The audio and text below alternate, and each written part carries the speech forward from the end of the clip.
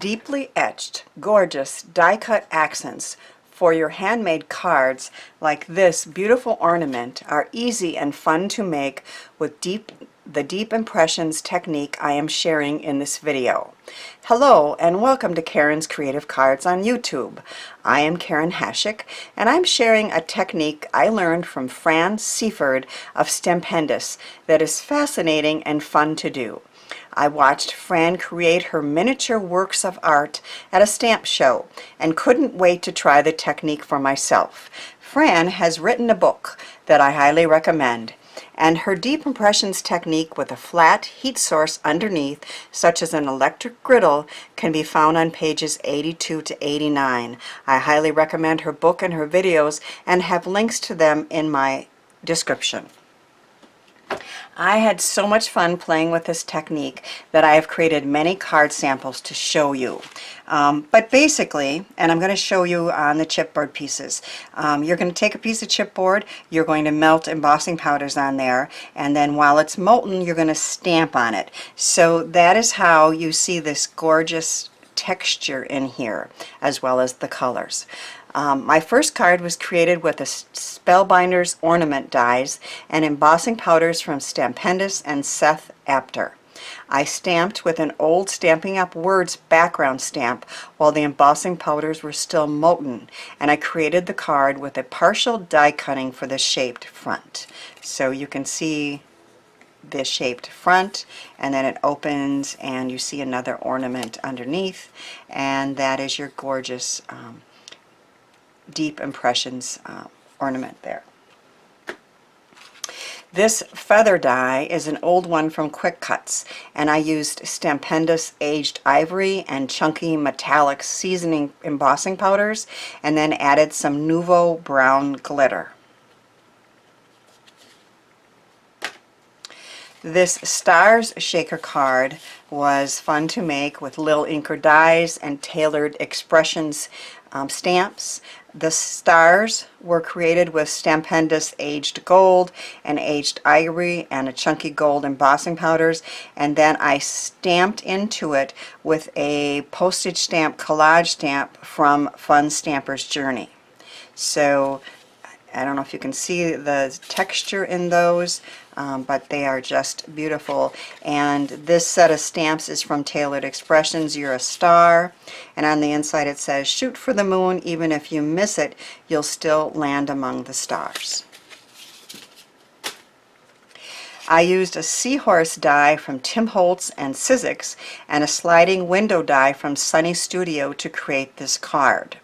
This example shows you that you do not have to stamp into the embossing powder, and you'll still have a beautiful seahorse or whatever die cut shape you have. There is no stamping in here. It is smooth, but it is shiny and glittery with that technique. The recipient will pull here to reveal a gift card inside, and the seahorse stands up. So that was a cool new die I got from Sunny Studios to create that card. I used Stampendous aged scarlet and gold chunk glitter to create this beautiful poinsettia, along with Tim Holtz's tattered poinsettia die. This die here is called Metro Triangle Collage by Birch Press Designs, and I think that creates a gorgeous background on that card. And this Noel is from Tim Holtz and Sizzix as well. The shape and texture on these deep impressions pieces work perfectly for mixed media cards. This star was created with Stampendous aged ivory and gold glitter, and then stamped with a circular background stamp. I sponged several colors of Distress ink through a new word stencil from Woodland Fox Creations, and then stamped some stars on the background. Then I applied Nouveau glimmer paste through a dotted stencil from Simon Says Stamp for even more texture, and I finished the card with Totally Fabulous sentiment die from Ellen Hudson. But of course the texture on that star is the star of the card, right? I made a couple autumn thankful cards with leaves of different colors and dies from Stampendous and Tim Holtz and various aged embossing powders and glitter techniques. So here's one I made, and then this one has the greens and the reds giving thanks. I'm going to show you how to make 3 chipboard pieces using the deep impressions technique. The first will be a leaf similar to what you saw in these cards. My electric griddle is set to about 300 degrees, and here are the supplies that you need. I'm going to put this on my blog as well, but I typed it out so you could see easily. You're going to need chipboard pieces, and if you don't have any from packaging of paper, I have put a link to a couple places online that you can get it very reasonably. And you're going to cut in them with die cuts or into simple shapes. So you can make gorgeous things just out of a circle or a square. You don't need to die cut them, but I personally like that. You're going to need an electric griddle, and it is and a spatula to lift things off with, and a glass cover. And all of these are going to be dedicated to crafting only. So you're going to check Goodwill or use an old one of yours. You're going to want heat resistant Teflon craft mat pieces. So I have purchased several inexpensive ones and just cut them into pieces to use for this technique. And again, I will link a place that you can get those. You don't really want to cut up a good Ranger craft, well, you could, but the less expensive ones are available. You're going to need some ultra thick embossing powder. I am using a big thing of Ranger here, but Stampendous has the thick embossing powder. And from years past, the UTEE, the ultra thick embossing powder, that will work just fine. Then you're going to want some colored embossing powders. Now I love the Stampendous line of specialty aged and shabby embossing blends, and I also like glittery ones, but any ones that you have can be used. And when they're melted, you can add glitter or other little pieces of something to the chipboard piece, and because it's melted, it will hold it on. You need something to push the chipboard pieces around on a hot griddle. Fran used these, I think they're called old styluses, and I had a couple of those, so I used that. But I have a friend who just uses a knife, something to push them around. And then you need rubber stamps with patterns that are somewhat open and fun. Clear stamps could work, but are not as deeply edged, and the heat may damage them. I think I tried it one time and I didn't damage them, but I have several open patterned stamps sitting here ready to stamp into the piece when it is done. I'm going to pull my electric griddle over into the camera, and so you can see, and I'm going to try not to burn myself. My space is limited. Of course, you just have to be careful. So I have my ultra thick embossing powder, and we are going to cover the chipboard piece with that all the way to the tips. And to the edges. And then you cover it with the glass cover, and that way it will melt a little bit faster. I'm trying to find room for stuff here.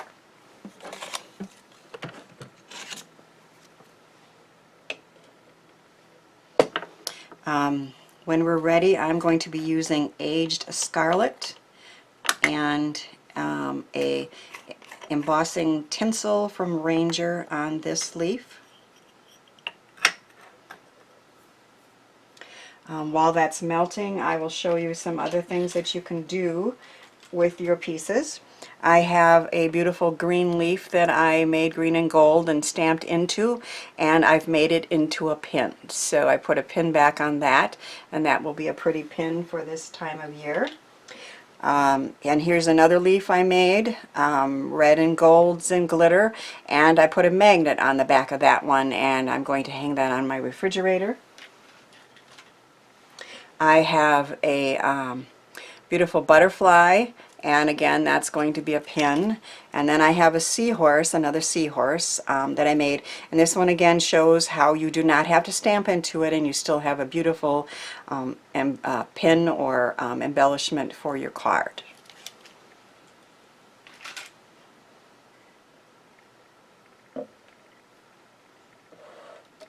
And now I'm going to take the beautiful mix from Stampendous that's called Age Scarlet. It has red and gold and black in there.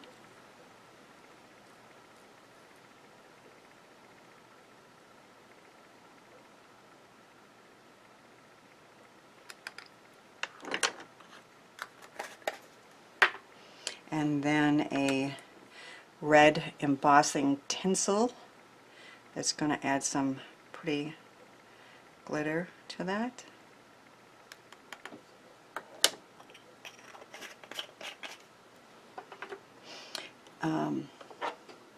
Before we remove this, we want to move it away from the excess there, and that way it will have a cleaner edge on it. I'm going to move this down out of the way so I can stamp. In the meantime, I am adding my embossing powder to my next chipboard piece, which is probably off camera, but that's okay.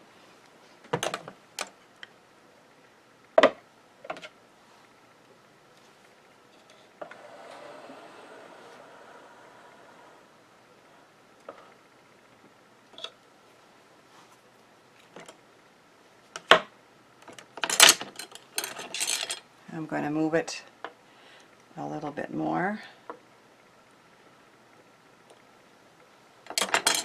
and then we're going to remove it from the griddle, put it down, and quickly stamp into it with a rubber stamp.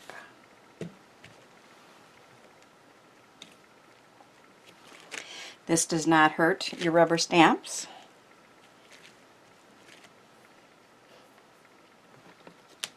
We're going to let it cool just a second.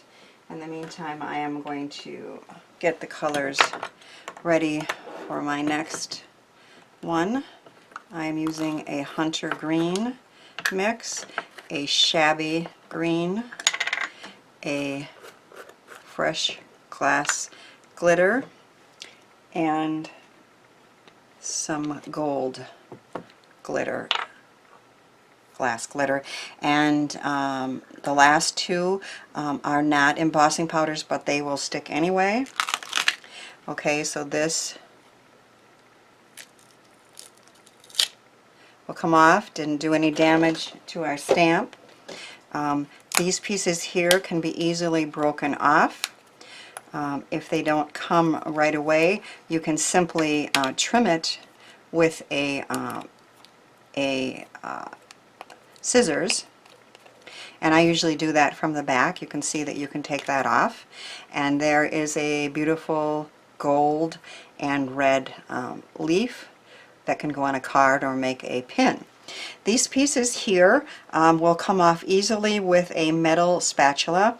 I have seen Fran from Stampendous make some gorgeous pieces with remelting those. So that's something you can think about doing as well.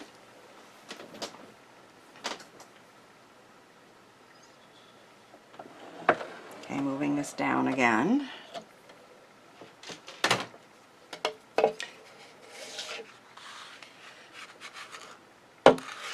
Our feather is about ready to go, but I can see that this bottom part here needed to be stuck down.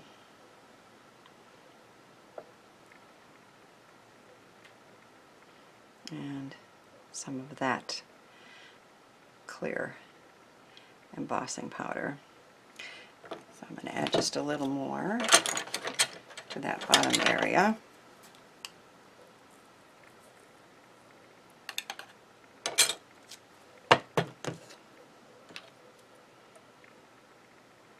If you think about it before you put it on, if a part is not staying down, you can bend it down.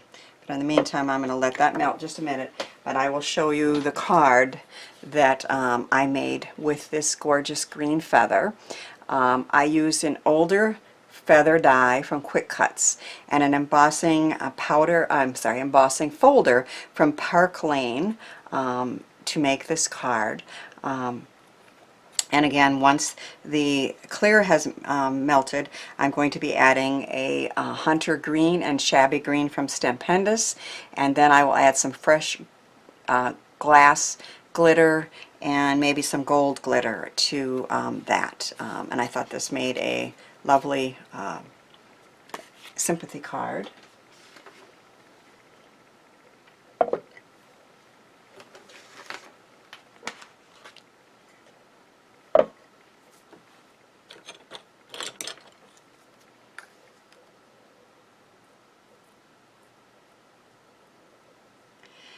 This is the Aged Hunter, which is a beautiful mix of dark green and gold and black. And I decided I wanted just the tip to be a little bit of the shabby green, which is like a very light white and green together, which is very pretty. Some gold in there. And then while that is molten, you can add a little bit of the green, shabby green glitter.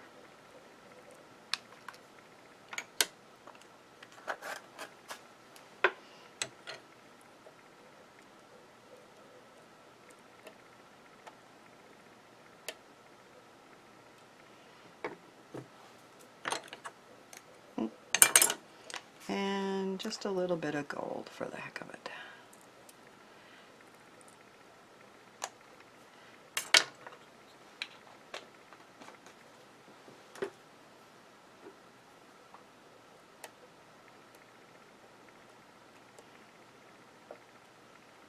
That one bottom part doesn't want to stay down, so it's not melting as fast. In the meantime, I'm going to prepare my last chipboard piece.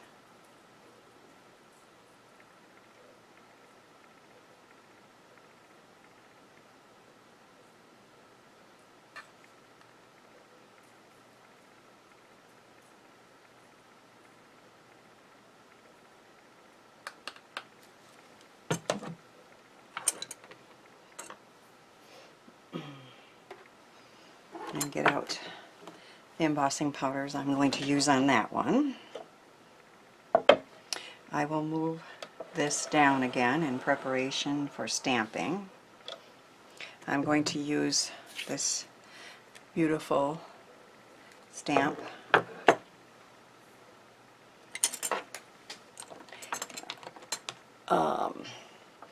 We are going to move the feather away from the other mess and take a spatula, remove it from the heat, and quickly stamp into it. You can let that sit for just a second. It will be removed easily once it cools just a second. In the meantime, I am preparing my Deep Sea Baked Texture beautiful embossing powder from Seth Apter and Emerald Creek, and then a chunky gold from Stampendous for my last piece. Again, no damage to the stamp, and you can easily remove these extra little pieces and if they don't come off, you can just trim it afterwards. But in the meantime, we have a deeply textured, gorgeous leaf that we've created with this deep impressions technique. Okay, moving it one more time down.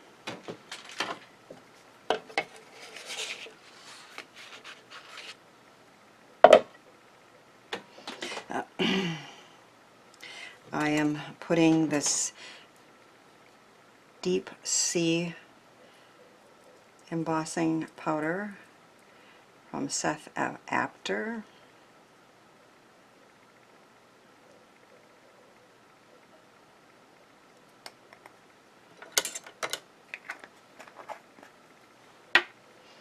And then adding some, I think I'm just going to use my fingers because I just want a touch of the gold.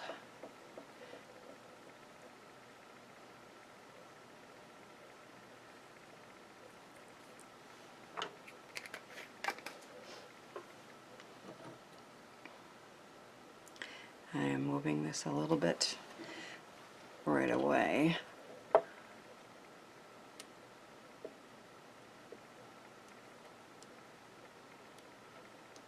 Whoop.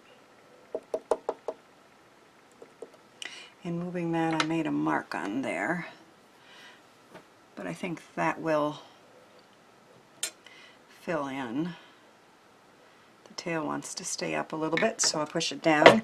In the meantime, I will show you, I think, my favorite card of the ones I've made. I created 2 seahorses for this pleated card.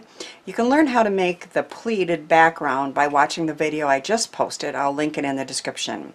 I used the Holtz Bigz die to cut the seahorses, and I turned one around before I created it. So I made this one similar to what I'm doing right now with the blue first and a little bit of the gold, aged gold. And in this one I did the aged gold first, and then I added a little bit of the blue. And I am loving the looks of that.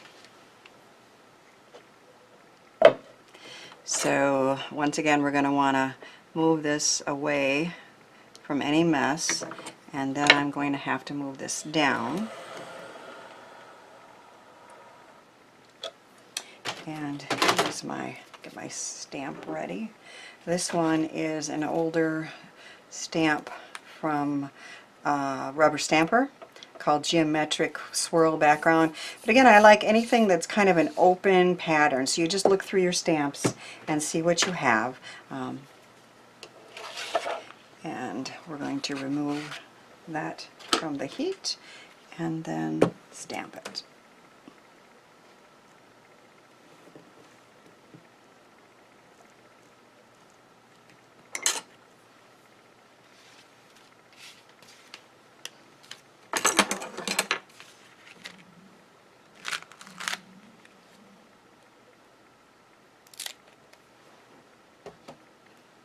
So once we remove the little excess that's in between, you have a gorgeous seahorse.